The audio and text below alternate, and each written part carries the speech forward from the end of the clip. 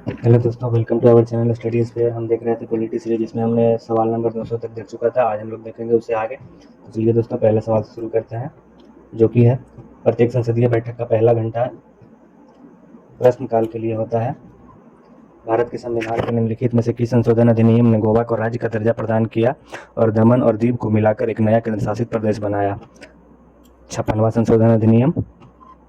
भारत के संविधान में 10वीं अनुसूची को किस संशोधन के माध्यम से जोड़ा गया था? 52वें संशोधन के अधिनियम के माध्यम से। लोकसभा चुनाव में मतदान करने के लिए न्यूनतम आयु क्या है? 18 वर्ष। भारत में संविधान के किस संशोधन द्वारा प्रस्तावना में समाजवादी और धर्मनिरपेक्ष शब्द जोड़े गए थे? संविधान 42वें संशोधन अधिनियम 1976 के माध्यम से परिवर्तन किया गया था। भारत के संविधान के किस संशोधन ने गोवा, दमन दीव और संविधान के पहली अनुसूची में संशोधन करके भारत के 8वें केंद्र शासित प्रदेश के रूप में शामिल किया? 12वें संशोधन के हिसाब से। 12वें संविधान संशोधन अधिनियम 1962 ने गोवा, दमन और दीव को संविधान की पहली अनुसूची में संशोधन करके भारत के 8वें केंद्र शासित प्रदेश के रूप में शामिल किया। भारत सरकार ने विकलांग अधिनियम किस वर्ष पारित किया? 1995 में। Antiquities and art treasures act 1972 की धारा 2 के अनुसार प्राचीन वस्तुओं में कोई भी पांडुलिपि, रिकॉर्ड या अन्य दस्तावेज शामिल हैं जो वैज्ञानिक, ऐतिहासिक, साहित्यिक और सौंदर्य मूल्य का है और जो कम से कम 75 वर्षों से अस्तित्व में है। किस संवैधानिक संशोधन ने पंचायती राज संस्थाओं को संवैधानिक दर्जा दिया? 73वां संशोधन अधिनियम 1992। पंजाब पुनर्गठन अधिनियम 1966 के निम्नलिखित में से किस धारा में चंडीगढ़ को केंद्र शासित प्रदेश के रूप में परिभाषित किया गया था? धारा 4 के हिसाब से। मौलिक अधिकार और कर्तव्य से अब सवाल देखेंगे दोस्तों। निम्न में से कौन सा रीट ऐसे व्यक्ति को उपचार प्रदान करता है जिसे गैर कानूनी ढंग से जेल में रखा गया है? बंदी प्रत्यक्षीकरण। निम्न में से कौन मौलिक अधिकार से संबंधित नहीं है? संपत्ति का अधिकार। भारत में संघ का निर्माण एक मौलिक अधिकार है।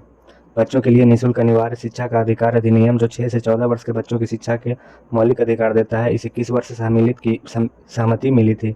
2009 में। शोषण के विरुद्ध अधिकार है एक मौलिक अधिकार है। संपत्ति का अधिकार मौलिक अधिकारों की सूची से कब हटाया गया? 1978 में। 44वें संशोधन अधिनियम के तहत। 217 भारत एक धर्मनिरपेक्ष देश है क्योंकि यहाँ लोगों को निम्नलिखित मौलिक अधिकार प्राप्त है। खुद की पसंद के धर्म का पालन करने की स्वतंत्रता है हमारे भारत में। किस वर्ष 42वें संशोधन द्वारा नागरिकों को एक मौलिक कर्तव्यों के भारत के संविधान में जोड़ा गया था? 1976 में। भारतीय संविधान में मौलिक अधिकारों की विशेषताएं आंशिक रूप से संयुक्त राज्य अमेरिका के संविधान के निहित अधिकारों के विधेयक से प्रेरणा लेती है। किस सदन के समक्ष एक विधायी प्रस्ताव का मसौदा है? एक बिल सदन के समक्ष एक विधायी प्रस्ताव का मसौदा है। भारत के संविधान द्वारा प्रदत्त मौलिक कर्तव्यों की कुल संख्या कितनी है? 11। निम्नलिखित में से कौन सा एक रीट एक कैदी को नजरबंदी की वैधता के लिए एक चुनौती है? बंदी प्रत्यक्षीकरण। भारत के संविधान द्वारा प्रदान किए गए मौलिक अधिकारों के अनुसार राज्य सभी बच्चों को मुफ्त और अनिवार्य शिक्षा प्रदान करने के लिए बाध्य है 6 से 14 वर्षों के लिए। भारत के संविधान का कौन सा हिस्सा नागरिकों के कर्तव्यों से संबंधित है? भाग 4A। भारतीय संविधान का अनुच्छेद 32 किससे संबंधित है? संवैधानिक उपचार का अधिकार से। भारत का संविधान का अनुच्छेद 26 धार्मिक मामलों में प्रबंधन की स्वतंत्रता से संबंधित है।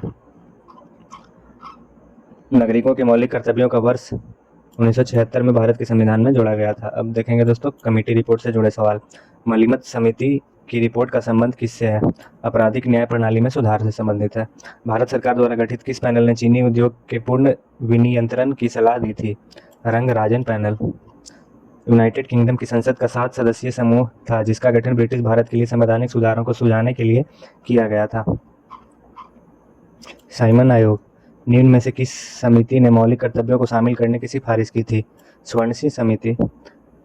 अंतरराज्यीय परिषद की स्थापना किस समिति की सिफारिश से की गई थी? सरकारीय आयोग। अंतरराज्य परिषद 1990 में सरकारीय आयोग की सिफारिश पर राष्ट्रपति के आदेश द्वारा स्थापित गैर अस्थायी संवैधानिक निकाय है। किसका अध्ययन एवं मूल्यांकन करने के लिए विजय केलकर समिति का गठन किया गया था? सार्वजनिक निजी भागीदारी मॉडल का अध्ययन एवं मूल्यांकन करने के लिए। केलकर समिति के गठन सार्वजनिक निजी भागीदारी मॉडल का अध्ययन और मूल्यांकन करने के लिए उनके प्रभावी कार्यान्वयन के लिए सरकार में क्षमता निर्माण में सुधार करने के लिए किया गया था। द्वितीय पिछड़ा वर्ग आयोग का किस नाम से भी जाना जाता है? मंडल आयोग के नाम से।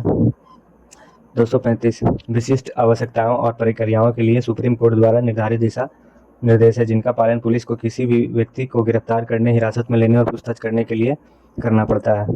DK बासु दिशा निर्देश।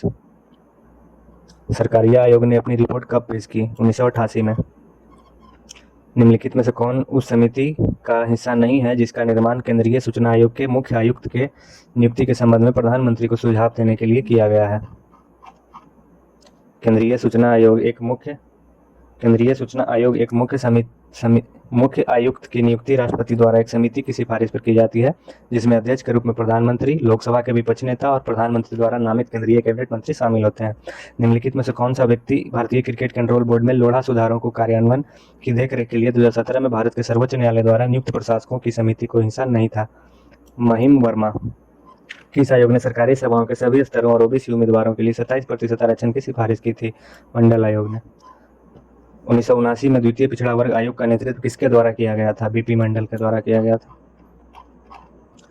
1990 में दिनेश गोस्वामी समिति का गठन निम्नलिखित पर सिफारिश करने के लिए किया गया था। किस पे था दोस्तों? चुनावी सुधार पर सिफारिशें करने के लिए किया गया था। अब देखेंगे सवाल दोस्तों, संसद से रिलेटेड पार्लियामेंट। सर्वोच्च न्यायालय में पहले ऐसे न्यायाधीश का नाम बताएं जिसके विरुद्ध स्वतंत्र भारत की संसद में महाभियोग का प्रस्ताव पेश किया गया था? जस्टिस रामास्वामी। भारत के राष्ट्रपति और उपराष्ट्रपति की मृत्यु के मामले में भारत के राष्ट्रपति के रूप में कार्य करेगा? भारत की मुख्य न्यायाधीश। यदि भारतीय राष्ट्रपति इस्तीफा देना चाहता है तो वह भारत के उपराष्ट्रपति को अपना इस्तीफा सौंपेगा। 1975 से 1977 के बीच आपातकाल के दौरान भारत के प्रधानमंत्री इंदिरा गांधी थे। लोकसभा में मनोनीत सदस्यों की अधिकतम संख्या 2 है। संसद के सदनों में बुलाने की शक्ति किसके पास निहित है? राष्ट्रपति के पास। भारत की संसद में सम्मिलित है राष्ट्रपति, लोकसभा, राज्यों की परिषद, तीनों ही सम्मिलित है। निम्न में से किसे लोकप्रिय कक्ष कहा जाता है? लोकप्रिय कक्ष कहा जाता है दोस्तों लोकसभा को। राष्ट्रपति के चुनाव से संबंधित विवादों एवं शंकाओं की जांच करने एवं निर्णय लेने की शक्ति किसमें निहित है? सर्वोच्च न्यायालय में। संसद के दोनों सदनों में संयुक्त सत्र की अध्यक्षता कौन करता है?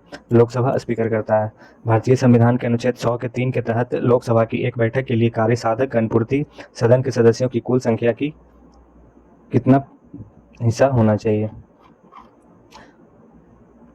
10वां हिस्सा होना चाहिए दोस्तों। इसमें देख लीजिए फिर से, भारतीय संविधान के अनुच्छेद 100 के 3 के तहत लोकसभा की एक बैठक के लिए कार्य साधक गणपूर्ति सदन के सदस्यों की कुल संख्या 10वां हिस्सा होना चाहिए। अगला सवाल देखते हैं दोस्तों। प्रथम लोकसभा का पहला सत्र 13 मई 1992 पर शुरू हुआ था। लोकसभा में प्रश्नों की ग्राह्यता का निर्णय कौन करता है? वक्ता करता है। संसदीय कार्यवाही में मतदान में उनकी प्राथमिकता के अनुसार प्रतिदिन कितने मामलों को शून्यकाल के दौरान उठाए जाने की अनुमति है? 20 मामले जो आदेश के बिंदु नहीं है को लोकसभा के नियम के तहत विशेष उल्लेख के माध्यम से उठाया जा सकता है। 377 लोकसभा के नियम 377 के तहत विशेष उल्लेखों के माध्यम से ऐसे मामले उठाए जा सकते हैं जो व्यवस्था के मुद्दे नहीं है। 1994 के बाद से आमतौर पर एक वर्ष में राज्यसभा के कुल कितने सत्र बुलाए जाते हैं? 3 सत्र बुलाए जाते हैं। बजट, मानसून और शीतकालीन सत्र। जनवरी 1950 में नवंबर 1951 तक भारत के मुख्य न्यायाधीश हरिलाल जेकी सुनदास कन्या रहे थे। भारत के प्रमुख न्यायाधीश की नियुक्ति कौन करता है? प्रमुख न्यायाधीश की नियुक्ति करता है राष्ट्रपति। निम्न में से कौन 2 बार देश के उपराष्ट्रपति बने हैं? सर्वपल्ली राधाकृष्णन। निम्नलिखित में से कौन सा कथन लोकसभा के बारे में सही नहीं है? यह कहना गलत है कि विपक्ष के नेता यह तय करता है कि विधेयक धन विधेयक है या नहीं। धन विधेयक केवल लोकसभा में ही पेश किया जा सकता है। यदि कोई प्रश्न उठाता है कि कोई विधेयक धन विधेयक है या नहीं है तो उस पर अध्यक्ष का निर्णय अंतिम होता है। यानी कि ऑप्शन बी सही था दोस्तों। कोई विधेयक धन विधेयक है या नहीं, इस प्रश्न पर विपक्ष का नेता का अंतिम निर्णय होता है नहीं, इसमें लोकसभा स्पीकर का ही अंतिम निर्णय होता है। उस पर अध्यक्ष का ही निर्णय अंतिम होता है दोस्तों। अध्यक्ष का ही निर्णय अंतिम होता है। प्रथम लोकसभा का गठन कब हुआ था? 1952 में।